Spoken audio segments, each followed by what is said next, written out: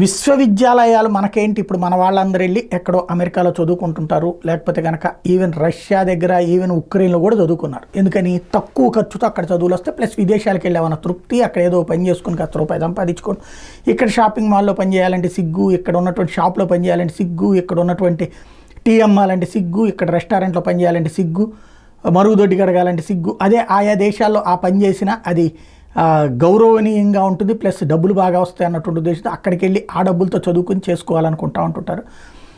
అక్కడ చదువులో గొప్పతనం కంటే కూడా ఉద్యోగాలకి అదొక ఆలంబన అన్నటువంటిది. అయితే విద్యల పరంగా మన దేశపు చదువుని యాక్సెప్ట్ చేసే దేశాలు ఉన్నాయి, మన దేశానికి వచ్చేటటువంటి వాళ్ళు అలా చదువు కోసం వచ్చేవాళ్ళు ఉన్నారు. ఇప్పుడు మరొక కాన్సెప్ట్ ఏంటంటే, ఇతర దేశాలకు మన విద్యా వ్యవస్థ ఎక్స్పాన్షన్ దిశగా అడుగులు వేస్తున్నాం. అందులో భాగంగా క్లియర్గా ఐఐటి ఢిల్లీకి సంబంధించినటువంటి అబుదాబి క్యాంపస్ తాజాగా ఇనాగ్రేట్ అయింది.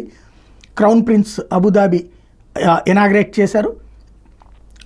నరేంద్ర మోడీతో దుబాయ్ విజిట్ సందర్భంలో 2023లో కుదిరిన ఒప్పందం ప్రకారం, అంటే అరబ్ దేశాలకి ఇప్పుడు వాళ్ళ దేశాల ప్రకారం విదేశీ విద్యా బోధన, మన ప్రకారం మనం విదేశాలకు కూడా ఎక్స్పాండ్ అవుతున్నాం మన విశ్వవిద్యాలయాలు.